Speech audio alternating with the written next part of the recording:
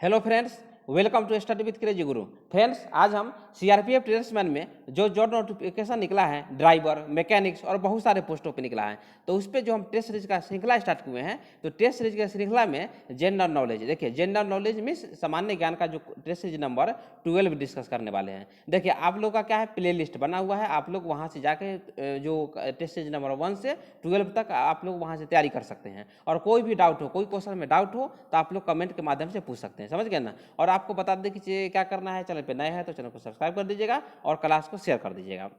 एक बार हम आपको सिलेबस बता देते हैं। देखिए सिलेबस क्या है, सिलेबस है general intelligence and reasoning, 25 question देखने को मिल जाएगा और ये आपके लिए महत्वपूर्ण है। जितना प्रैक्टिस कीजिएगा क्वेश्चन आपसे उतना ज़्यादा सॉल्व होगा। उसके बाद देखिए general knowledge and general awareness 25 question रहेंगे। उसके बाद एलिमेंट्री मैथमेटिक्स, देखिए 25 क्वेश्चन। देखिए मैथमेटिक्स जो है ना, मैथमेटिक्स हो गया, रीजनिंग हो गया, हर एक एग्जाम में क्वेश्चन पूछ जाते हैं, ये याद रखिएगा। उसके बाद क्या है, जनरल हिंदी और जनरल इंग्लिश। देखिए जनरल हिंदी जनरल इंग्लिश से 25 क्वेश्चन आएंगे, लेकिन आपको एक सेट करना है, तो आप लोग जनरल हिंदी कीजिएगा, क्योंकि जनरल हिंदी से ना क्वेश्चन इजी आते हैं। जनरल हिंदी से क्वेश्चन इजी आते हैं। आप लोग प्ले लिस्ट बना हुआ है, जिस तरह पढ़ाए हैं जनरल हिंदी, आप लोग वहां से उसी तरह तैयारी कर लीजिएगा।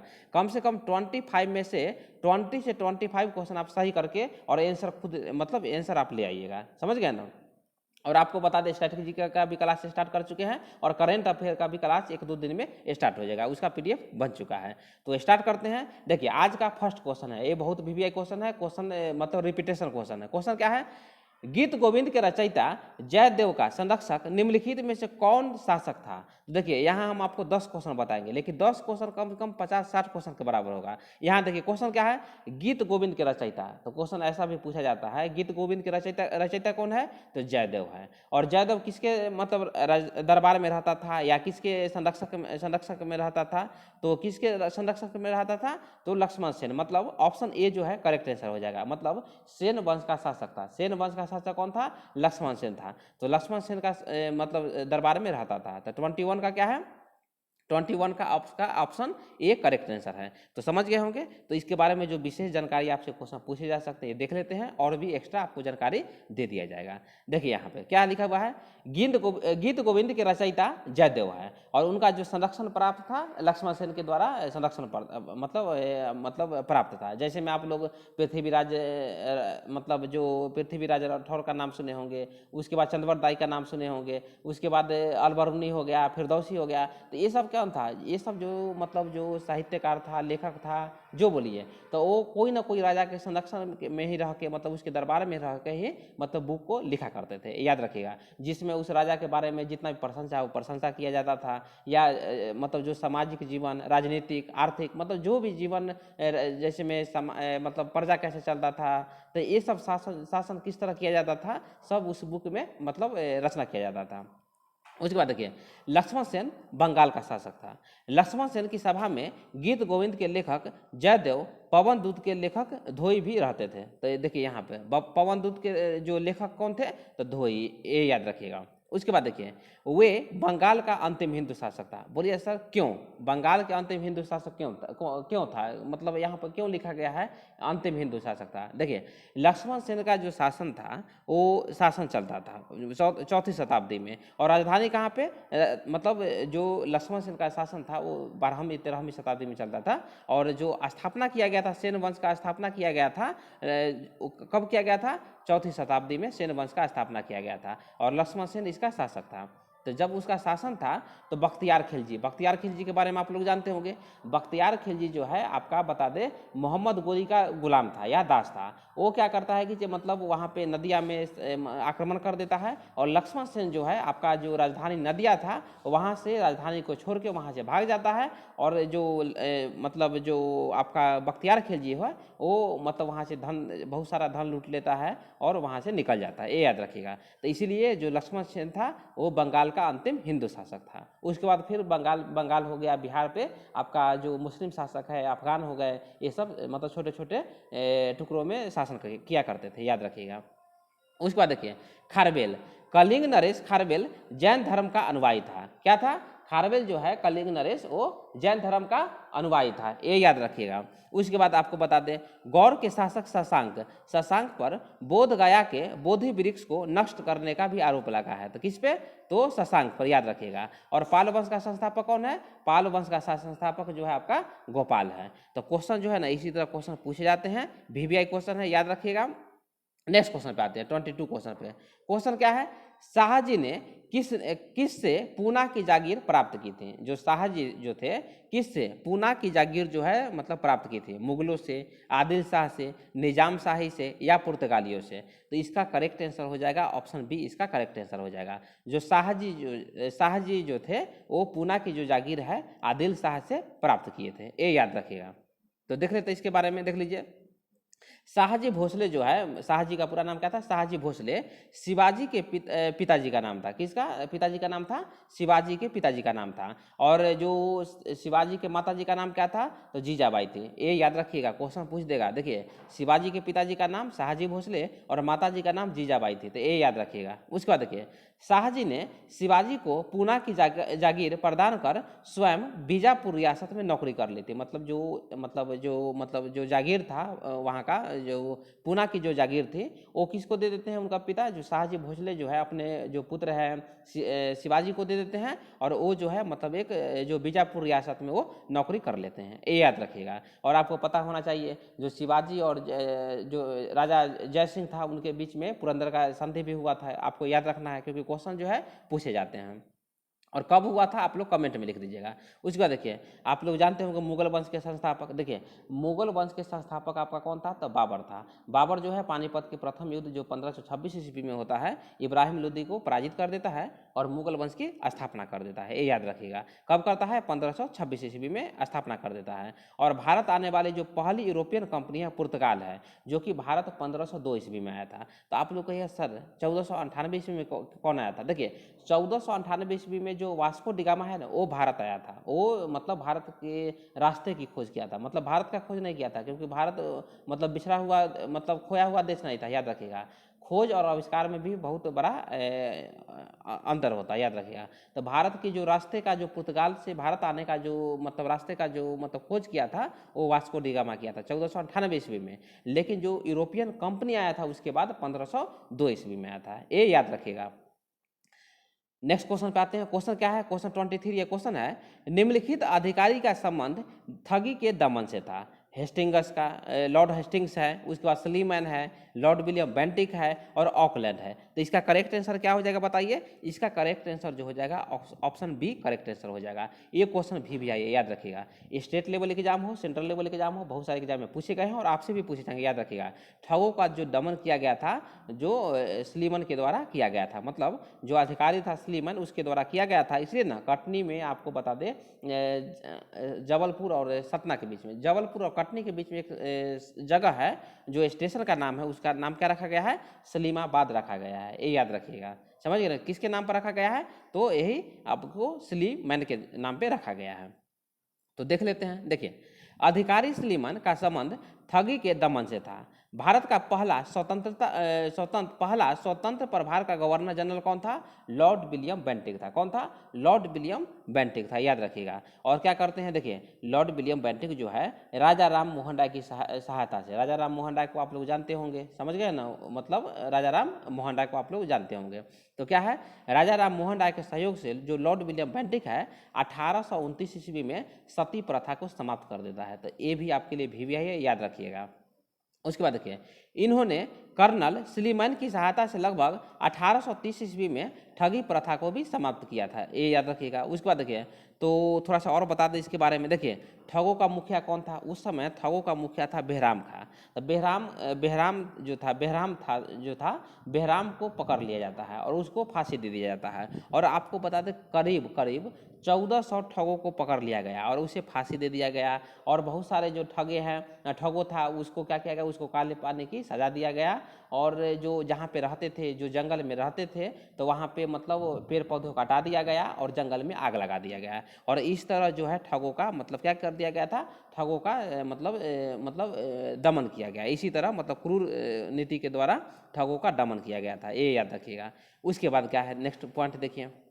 नेक्स्ट पॉइंट है लॉर्ड हेस्टिंग्स ने मराठों की शक्ति को अंतिम रूप से नष्ट कर दिया। कब से कब तक इनका शासनकाल था लॉर्ड हेस्टिंग्स का? 1813 से 1823 ईस्वी तक। और आपको बता दें जो भारत के प्रथम जो वायसराय था, भारत के प्रथम वायसराय कौन था? तो लॉर्ड कैनिंग था, ये याद रखिएगा।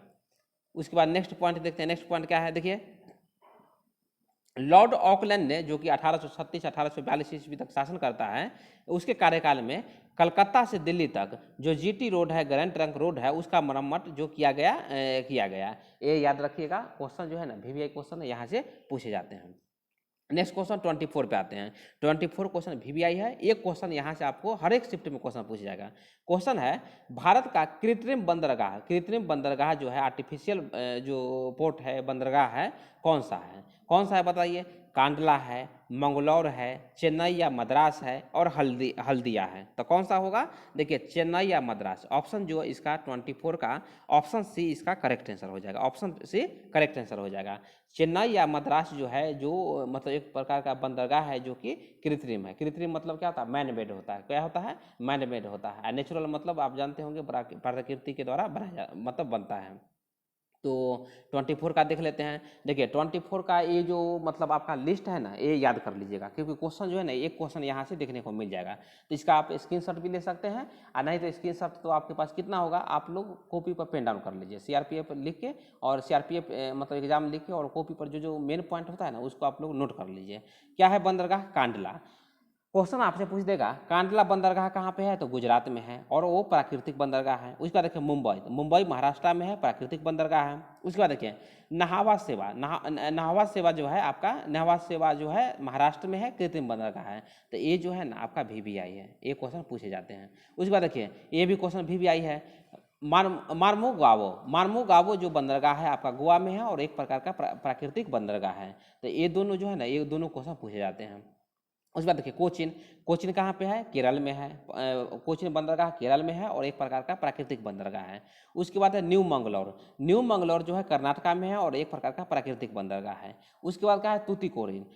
तूतीकोरिन जो है तमिलनाडु में है, और आपका ये बंदरगाह है जो है, ये प्राकृतिक बंदरगाह है। उसके बाद देखिए चेन्नई नौर जो है तमिलनाडु में है, और एक प्रकार का कृत्रिम बंदरगाह है। उसके बाद देखिए विशाखापट्टनम कहाँ पे है? आंध्र प्रदेश में है। पारादीप कहाँ है? क्वेश्चन वीवीआई है। पारादीप जो है आपका ओडिशा में है, और हल्दिया जो है पश्चिम बंगाल में है, और एक प्रकार का प्राकृतिक बंदरगाह है। तो इसमें से आप कांडला याद कर लीजिएगा, मुंबई तो जानते होंगे, नवाज सेवा याद कर लीजिएगा। उसके बाद मार्मोगावो याद कर लीजिएगा। उसके बाद तूतीकोरिन याद कर लीजिएगा, चेन्नई नौर याद कर लीजिएगा, और पारादीप याद कर लीजिएगा, जो कि पारादीप कहाँ पे है? ओडिशा में है, और एक प्रकार का प्राकृतिक जो है बंदरगाह है। तो एक क्वेश्चन जो है ना वीवीआई क्वेश्चन है, आपसे एग्जाम में पूछे जाते हैं। नेक्स्ट क्वेश्चन पे आते हैं 25 क्वेश्चन पे। क्वेश्चन क्या है? निम्नलिखित में से कौन सा प्रस्ताव जो है संघीय बजट से संबंधित है? स्थगन, निंदा, कटौती, और निम्नलिखित में से कोई सा नहीं, बताइए। तो देखिए इसमें से जो कटौती जो है प्रस्ताव, वो संघीय बजट से संबंधित है, मतलब 25 का ऑप्शन सी करेक्ट आंसर हो जाएगा। ठीक है। उसके बाद आपको थोड़ा सा और बता देते हैं। देखिए स्थगन प्रस्ताव क्या होता है बताइए। स्थगन प्रस्ताव जो है, स्थगन प्रस्ताव का जो उद्देश्य होता है कि वर्तमान मीन्स क्या होता है? तत्कालिक जो संसदीय प्रक्रिया है उसको रोककर जो अविलंबनीय जो लोक महत्व है उसके मुद्दे पर चर्चा किया जाना, उसे क्या कहते हैं? उसे हम स्थगन प्रस्ताव कहते हैं। मतलब इसका समझ गए ना, मतलब जो वर्तमान में चल रहा है, वर्तमान में जो भी मतलब प्रस्ताव चल रहा है, तो उसको रोक के, और जो मतलब विलंबित जो प्रस्ताव है, जो पहले से मतलब पेंडिंग पड़ा हुआ है, तो उसको करना, उसको क्या कहा जाता है? उसे स्थगन प्रस्ताव कहा जाता है। उसके बाद देखिए निंदा प्रस्ताव जो है सरकार की दोषपूर्ण नीतियों के सुधार के लिए लाया जाता है, ये भी आपको याद रखना है। उसके बाद देखिए ध्यानाकर्षण प्रस्ताव किसी अत्यावश्यक सार्वजनिक महत्व के विषय पर मंत्री जी का मतलब जो ध्यान है उसको आकृष्ट करने और उसके पद एवं सत्ता के अनुरूप औपचारिक कथन की प्राप्ति के लिए लाया जाता है। तो जितना भी क्वेश्चन बताएं वीवीआई क्वेश्चन है, यहाँ से क्वेश्चन पूछे जाते हैं, याद किए रहिएगा। नेक्स्ट क्वेश्चन है वीवीआई क्वेश्चन है, और आपको बता दें हम जो इंडियन पॉलिटी है उस पर सेपरेट वीडियो भी लाएंगे, ऐसा बात नहीं है। तो 26 का क्वेश्चन क्या है? क्वेश्चन है भारतीय संविधान में राज्य के जो नीति निर्देशक सिद्धांत है किस देश के संविधान से लिए गए हैं? ब्रिटेन से लिए गए हैं, आयरलैंड से लिए गए हैं, संयुक्त राज्य अमेरिका मतलब यूएसए से लिए गए हैं, या कनाडा से लिए गए हैं? तो आप लोग जानते होंगे जो राज्य के नीति निर्देशक तत्व, देखिए राज्य के जो नीति निर्देशक सिद्धांत है आयरलैंड के संविधान से लिया गया है। और जो राज्य के जो नीति निर्देशक तत्व है वो यदि किसी राज्य को मतलब मानना हो तो मानो, नहीं मानना हो नहीं मानो, मतलब इस पर थोपा नहीं जा सकता है कि ऐसा जो राज्य को ये नीति निर्देशक जो सिद्धांत है उसको पालन करना है, ऐसा नहीं है। किसके ऊपर डिपेंड है? तो ये जो डिपेंड है आपका मतलब किसके ऊपर है? राज्य सरकार के ऊपर रहता है, वो माने या नहीं माने। और ये जो है आर्टिकल 36 से 51 तक जो राज्य के नीति निर्देशक तत्व है, याद रखिएगा आर्टिकल 36 से 51 तक। और जो भाग है, जो पार्ट है भाग 4 में राज्य के नीति निर्देशक तत्वों के बारे में बताया गया है। और फंडामेंटल राइट्स मतलब जो मूल अधिकार है, फंडामेंटल राइट्स भाग 3 में है। और जो आर्टिकल है आर्टिकल 12 से आर्टिकल 35 में फंडामेंटल राइट्स के बारे में क्वेश्चन पूछे गए हैं। तो इस पर भी हम सेपरेट वीडियो लाएंगे क्योंकि फंडामेंटल राइट्स से जो क्वेश्चन है ना पूछे जाते हैं। तो 26 का क्या है? 26 का ऑप्शन बी करेक्ट आंसर है। इसलिए बोले से वीडियो के लास्ट तक बने रहिए, जितना भी महत्वपूर्ण जो क्वेश्चन आपसे पूछे गए हैं ना सब हम यहाँ डिस्कस करने वाले हैं। तो और भी देख लेते हैं 26 के बारे में। देखिए संयुक्त राज्य अमेरिका मतलब यूएसए से मौलिक अधिकार लिया गया है। उसके बाद देखिए राष्ट्रपति पर महाभियोग, राष्ट्रपति पर जो महाभियोग है कहाँ से लिया गया है? संयुक्त राज्य अमेरिका से लिया गया है। उपराष्ट्रपति का पद, उसके बाद न्यायिक पुनरावलोकन जो है कहाँ से लिया गया है? तो संयुक्त राज्य अमेरिका से लिया गया है। ये नोट कर लीजिएगा, ठीक है। इसको क्या करना है? इसको नोट कर लेना है। उसके बाद देखिए भारतीय संविधान में कनाडा से भी क्वेश्चन पूछा जाता है। संघीय व्यवस्था, राष्ट्रपति के विचारार्थ राज्यपाल द्वारा विधेयक सुरक्षित रखना, जो और भी जो मतलब चीज लिया गया है आपका कनाडा से लिया गया है। उसके बाद देखिए भारतीय संविधान में विधि का शासन जो है इंग्लैंड से लिया गया है। तो क्वेश्चन भी आई है, विधि का शासन कहाँ से लिया गया है? तो इंग्लैंड से लिया गया है।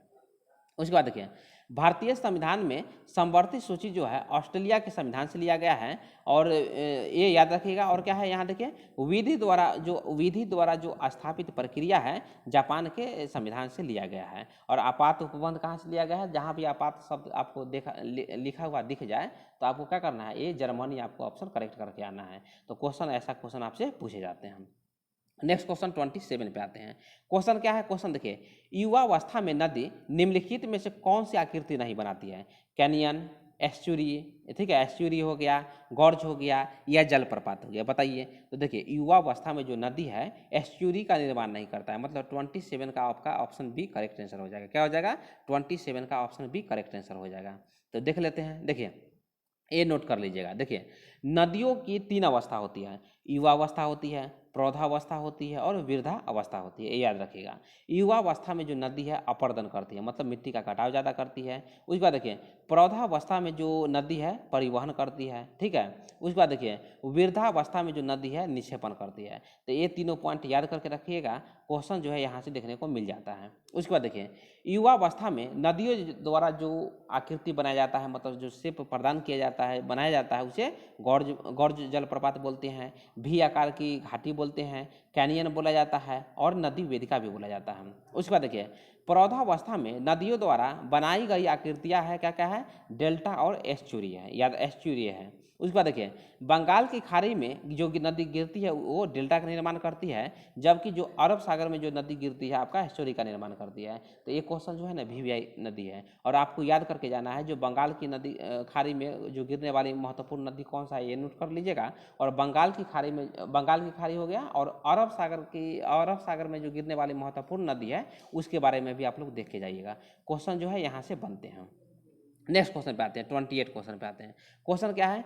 रुधिर के किस घटक को हमारे शरीर की रक्षा कोशिका कहा जाता है? लाल रुधिर कणिका मतलब आरबीसी हो गया, प्लेटलेट हो गया, प्लाज्मा हो गया, या डब्ल्यूसी मतलब जो श्वेत रुधिर कणिका है। तो कौन सा इसका करेक्ट आंसर हो जाएगा? तो आपको ये चूज करना है। तो क्वेश्चन देखिए रुधिर के किस घटक को हमारे शरीर की रक्षा कोशिका कहा जाता है? तो डब्ल्यूबीसी को, मतलब श्वेत रक्त कोशिका या श्वेत जो रुधिराणु है उसे क्या कहा जाता है? उसे शरीर के जो रक्षा कोशिका कहा जाता है। तो ये क्वेश्चन जो है ना वीवीआई क्वेश्चन है। और आपको बता दें जो साइंस से क्वेश्चन है बहुत सारे एग्जाम में पूछे जाते हैं। सेंट्रल लेवल के एग्जाम दीजिए या स्टेट लेवल के एग्जाम दीजिए, क्वेश्चन साइंस से क्वेश्चन बनते ही हैं। तो देख लेते हैं इसके बारे में। देखिए WBC मतलब WBC जो है उसका जो अधिक भाग होता है 60 से 70% न्यूट्रोफिल्स कणिकाओं का बना होता है। याद रखें, न्यूट्रोफिल्स कणिकाओं का बना होता है। न्यूट्रोफिल्स कणिकाएं जो होता है रोगाणुओं तथा जीवाणुओं का भक्षण करती है। इसे शरीर का आर्मी कहा जाता है, इसे शरीर का आर्मी कहा जाता है, याद रखिएगा, समझ गए। उसके बाद देखिए हम आरबीसी का जो निर्माण है अस्थि मज्जा में होता है तथा मृत्यु जो है यकृत में होता है। तो क्वेश्चन VVI है, ए पॉइंट नोट कर लीजिए। यहाँ देखिए क्या लिख दिए, VVI मतलब समझिए ना, वेरी वेरी इंपॉर्टेंट। जो आरबीसी का जो निर्माण होता है अस्थि मज्जा में होता है और इसका जो मृत्यु हो जाता है यकृत में होता है। बहुत सारे स्टूडेंट को पता नहीं होगा, आप लोग नोट कर लीजिएगा, समझ गए। उसके बाद देखिए इसलिए यकृत को आरबीसी का कब्रगाह कहा जाता है। उसके बाद देखें WBC को ल्यूकोसाइट्स कहते हैं। प्लेटलेट्स का जो कार्य होता है रक्त का थक्का बनाना होता है। देखिए प्लेटलेट्स का कार्य क्या होता है, जो कार्य होता है वर्क होता है इसका होता है रक्त का थक्का बनाना होता है। तो VVI क्वेश्चन है, आप लोग ये नोट करके रहिएगा। उसके बाद क्या है, उसके बाद देखिए रक्त पट्टिकाणु को बिंबाणु या थ्रोम्बोसाइट्स भी कहते हैं। WBC की संख्या में वृद्धि से ल्यूकेमिया रोग हो जाता है और RBC की वृद्धि से पॉलीसीथेमिया रोग हो जाता है। तो ये नोट कर लिया है। ये जो 2 पॉइंट है ना आपके एग्जाम में पूछे जाए, जैसे में SSC का भी पेपर दीजिएगा ना तो बहुत सारे एग्जाम में पूछे गए हैं। देखिए WBC की यदि संख्या बढ़ जाता है तो ल्यूकेमिया रोग हो जाता है और RBC की संख्या बढ़ जाता है तो पॉलीसीथेमिया रोग हो जाता है। तो ये नोट कर लीजिएगा। नेक्स्ट क्वेश्चन 29 पे आते हैं। क्वेश्चन क्या है, हमारे शरीर में धमनियों का क्या काम होता है, बताइए। ऑप्शन ए देखिए हृदय से रुधिर वहन करना, रुधिर को शुद्ध करना। ऑप्शन सी क्या है, श्वेत रुधिराणुओं का निर्माण करना, रुधिर वापस हृदय में ले जाना। तो क्वेश्चन क्या था, हमारे शरीर में धमनियों का जो निर्माण होता है आपका हृदय से रुधिर का वहन करना होता है। जो कार्य होता है ना, इसका जो वर्क होता है, जो धमनी का जो शरीर में वर्क होता है हृदय से रुधिर का वहन करना होता है। 29 का ऑप्शन ए करेक्ट आंसर हो जाएगा। तो इसके बारे में देख लेते हैं क्या है। देखिए हृदय से शरीर की ओर रक्त ले जाने वाली जो रक्त वाहिनी है उसे हम धमनी मतलब आर्टरी कहा जाता है। और धमनी में शुद्ध रक्त जो है अर्थात ऑक्सीजन युक्त जो रक्त है उसका होता है। लेकिन इसका जो अपवाद होता है, क्योंकि जानते हैं ना विज्ञान वरदान और अभिशाप जानते हैं, तो इसका जो अपवाद है इसमें क्या होता है, जो प्रिलिमिनरी जो धमनी है इसके विपरीत कार्य करता है, याद रखिएगा। और भी देख लेते हैं, देख लीजिए धमनी की विशेषता। क्योंकि धमनी की विशेषता क्या है, ये रुधिर को हृदय से अंगों की ओर ले जाती है। इनमें दबाव के साथ झटके से बाहर बहता है। इनके दीवारें मोटी तथा पेशी होती है। उसके बाद क्या है, ये लाल रंग की होती है। ये खाली होने पर चिपकती नहीं है। तो ये सब पॉइंट जो है ना आप लोग नोट कर लीजिएगा, क्वेश्चन यहाँ से पूछे जाते हैं। देखते हैं आज का लास्ट क्वेश्चन। क्वेश्चन क्या है, भारत छोड़ो प्रस्ताव जो है कब पारित हुआ था? 1942 में हुआ था, 1943 में हुआ था, 44 में हुआ था या 1946 में हुआ था? तो ये क्वेश्चन आप लोग जानते होंगे। भारत छोड़ो आंदोलन जो हुआ था 1942 में हुआ था। ऐसा भी क्वेश्चन पूछ देगा किस तारीख को हुआ था, तो 8 अगस्त को हुआ था। 8 अगस्त 1942 ईस्वी को भारत छोड़ो जो प्रस्ताव है आपका मुंबई वर्धा से स्टार्ट हुआ था। तो क्वेश्चन पूछ देता कहाँ से स्टार्ट हुआ था, तो वर्धा से स्टार्ट हुआ था, ये याद रखिएगा। तो देख लेते हैं यहाँ, देखिए आपको तो पहले ही बता दिया है। देखिए भारत छोड़ो आंदोलन 8 अगस्त 1942 को प्रारंभ होता है। महात्मा गांधी का कथन था कि हम भारत को या तो आज़ाद करेंगे या आज़ादी के प्रयास में दिवंगत होते भारत छोड़ो आंदोलन से जुड़ा हुआ था। मतलब भारत को आज़ाद करना उनका एक मकसद था। उसके बाद और क्या है, देखिए भारत छोड़ो आंदोलन के दौरान जयप्रकाश नारायण ने हजारीबाग के सेंट्रल जेल से फरार होकर भूमिगत गतिविधियों को संगठित किया था। और आपको एग्जाम में क्वेश्चन पूछे जाते हैं, जब मतलब हजारीबाग सेंट्रल जेल से जब जयप्रकाश नारायण जी जब फरार हुए थे तो उस दिन कौन सा पर्व था? तो उस दिन दीपावली था। क्या था, दीपावली या दिवाली बोलिए। उस समय उस दिन मतलब दिवाली का समय था। तो बहुत सारे एग्जाम में पूछे गए हैं, आप लोग ये नोट कर लीजिएगा, ये याद रखिएगा। उसके बाद क्या है, देखिए भारत छोड़ो आंदोलन का जो प्रस्ताव है 14 जुलाई 1942 को कांग्रेस कार्यकारिणी समिति के वर्धा में आयोजित सभा में पारित किया गया था। और जो स्टार्ट हुआ था 8 अगस्त 1942 से स्टार्ट किया गया था। तो 30 का क्या है, 30 का ऑप्शन ए करेक्ट आंसर हो जाएगा। तो देखिए फ्रेंड्स, इसी तरह आपका जो मतलब वीडियो है रेगुलर आते रहेगा। मैथ का भी आएगा, रीजनिंग का भी आएगा और जनरल हिंदी तो आ ही रहा है, जीके जीएस भी ला रहे हैं और हम करेंट अफेयर भी कुछ दिन में स्टार्ट करने वाले हैं। तो क्या करना है, चैनल पर नए हैं तो चैनल को सब्सक्राइब कर दीजिएगा। मिलते हैं नेक्स्ट वीडियो में। जय हिंद, जय भारत।